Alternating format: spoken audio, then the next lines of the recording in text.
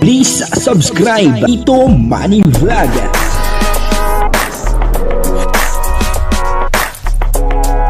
Payagan po si Tito Manny Vlog na mag-reactor para pambiling gamot sa kanya pong karamdaman. Wala man siyang records ng ng awayan.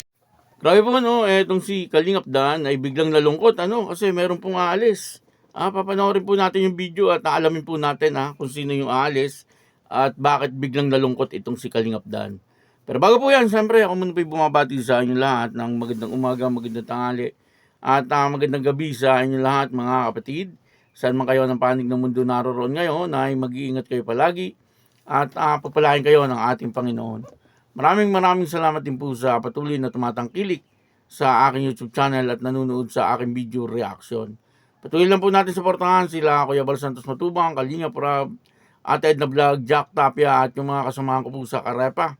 Ganun din po yung mga team views at yung mga Kalingap partner na charity vlogger. Ito po yung video na kung saan ay biglang nalungkot etong si Kalingap Dan. Kasi nga ay may biglang aalis. Ang kabuuan po ng bidyong ito ay mapapanood po natin sa YouTube channel ni Kalingap Dan. Ito po, panoorin po natin. Mamaya nga po maalis po ako. Saan pupunta? Matrabaho po sa Maynila. Oh, kailan ka ba babalik? Doon na po ako maaral. Lo, hindi nga. Baka may na-prank niyo ako Hindi po naka-enroll na po ako doon. Hanggang kailan ka dun? Pagkatapos po siguro ng grade 12. Tapos dito po Grabe, isang taon kang mawawala. Sino magpaparal sa'yo dun? yung yung tita ko po. Alis na si Kim. Pwede pong makisabay papuntang terminal mamaya. Ngayon? Mamaya po. Pabiyahe ka na din. Grabe ka na. Ba't di mo sinasabi, nanay? Wala po, sir. Ayaw namin siyang payagan. Sabi niya po para daw po makatulong sa amin. Anong gagawin mo dun? Mag-aaral ka lang? Matrabaho po. Tapos maaral. Anong trabaho mo dun? Sa grocery po, ang pipiliin ko po pang gabi para po pag umaga makapag-aral po pag makapasok. Anong oras naman ilang oras ang pasok mo niyan sa pagtatrabaho? Day lang. Day lang po. Anong oras ba? May schedule ka na ba ng pag-school mo? Wala pa po. Pero enrolled ka na? Saan lugar ka? Sa sa Kainta. Grabe bigla ako, di ko alam yun Pero isang taon lang. Opo. Pag-college, saan ka dito ka ulit? Opo. True. Ikaw, anong decision mo kung dumating yung time na alokin ka ng tita mo din na doon ka na mag-college? Siguro po tatanggapin ko na lang. Natanggapin mo? Grabe, mawawalan na ako ng beneficiary. Ako nga, nalulungkot ako kasi mawawala si Kim Siyempre, ikaw Kim ang inaabangan, di ba? Bukod kay nanay, mas ikaw talaga yung beneficiary ko na nailapit ni Kaprom D. Si nanay. Kaya ako nga nalulungkot kasi mawawala si Kim Hindi na natin makikita si Kim. Kaya mawalis, malungkot si Ryan. Ito nga! Ikaw na ba sa... Wala, nahuli na kayo. Nag-iyak ba pati si nanay, Ba't yun naiyak, Nay? Baka mamaya natatawa na lang si nanay kasi...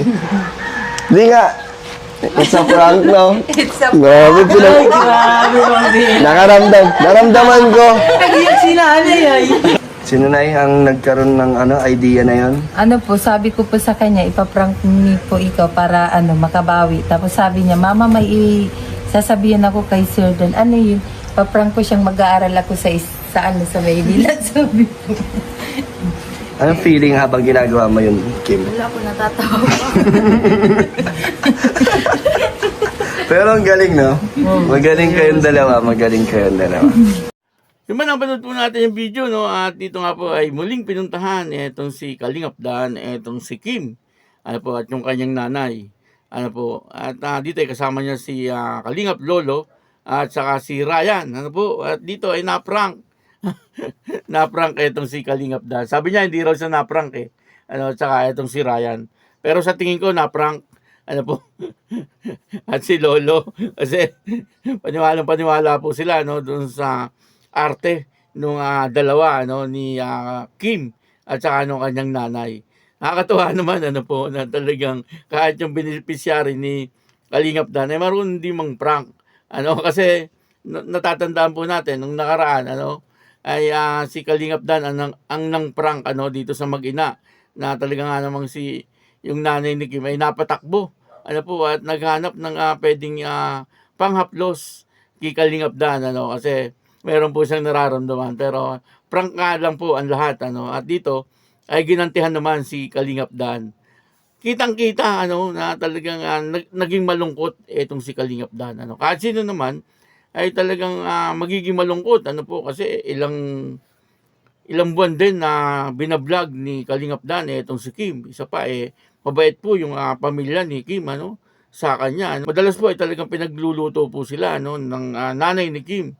Ngayon lang wala parang hindi ngayon nagluto itong nanay ni Kim kasi nga siguro ay may gagawin silang prank dito kay Kalingap Dan at parang totoong-totoo kahit po ako ay talagang na-prank po ako doon ni Kim at saka nung nanay niya sabi ko ay sayang naman at si Kim ay aalis ng diet para pumunta ng Manila kasi may mga sponsor naman po siya na handa naman po siyang tulungan kagaya po nung sa college niya sabi ni Kalingap Dan na parang meron ng sasagot sa kanyang college. Bagamat hindi pa po sigurado kasi hindi pa naman po nagka-college itong si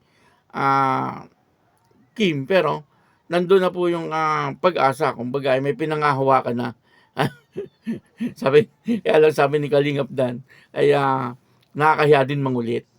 Siyempre yung sponsor kapag nakita niya pong college na itong si Kim, baka siya na mismo magsabi na kung kailangan na yung tulong niya. Maaaring gano'n ang mangyari. Kung talagang desidido na tulungan itong si Kim sa pag-aaral sa college. At nakakatawa itong mag-ina. Na talagang close na sila dito kay Kalingap Dan. Kumbaga kung titingnan natin, ay parang isang pamilya na lang Kasi hindi na po sila nagkakahiyaan, kitang-kita po. Pero nandun pa rin po yung pagrespeto sa bawat isa. Lalo-lalo na po yung nanay ni Kim. Ay nakita naman po natin, napakabait niya magsalita. Talagang napakalumanay niya magsalita. At ang tawag niya nga kay Kalingap Dan ay sir. At pag nagsalita siya, ay lagi may po. Yung mga ganung tao na talagang hindi inaalis yung respeto sa isang tao. At nakita po natin yon sa pamilya ni Kim. Hindi po nila sinasayang yung tinutulong po sa kanila ni Kalingap Dan dito nakita po natin na meron na po siyang tindahan at maganda yung tindahan na pinapagawa hindi po basta-basta tindahan, talagang ito ay pwesto talaga ng isang sari-sari store at dito ay pwede niyan lagyan ng kahit lagyan niya ng bigas, grocery, tapos sabi niya ay magbabarbecue siya at pwede rin siyang magtinda ng mga ice candy o kaya mga frozen foods, yung mga ganun po ba, kaya okay to si nanay, siyempre ganun din po si Kim kasi nagkakatulungan po sila, kaya si Kalingap Dan ay talagang tuwan-tuwa din po, dito kila Kim, at yun na nga, akala niya, ay aalis na po talaga itong si Kim, kaya halatang-halata po na talagang nalungkot dito, itong si Kalingap Dan. Siyempre nga naman, napakabait na beneficiary ni Kim, tapos bigla na lang pong alis, bigla-bigla, sabi nga po, sasabay na daw po, kay Kalingap Dan, papunta doon sa terminal, kaya, nagulat din talaga itong si Kalingap Dan, pero, yun po ay prank lang, na-prank po siya nung mag-ina, pero doon ay nakita po natin na naandun, yung talagang pagmamalasakit ni Kalingap Dan, sa kanyang mga beneficiary, kaya yung loob niya ay talagang, malapit po doon sa kanyang mga tinutulungan. Maraming salamat po sa inyo lahat at ako po si Tito Manny Vlog na nagsasabing God bless you all, Diyos mabalos.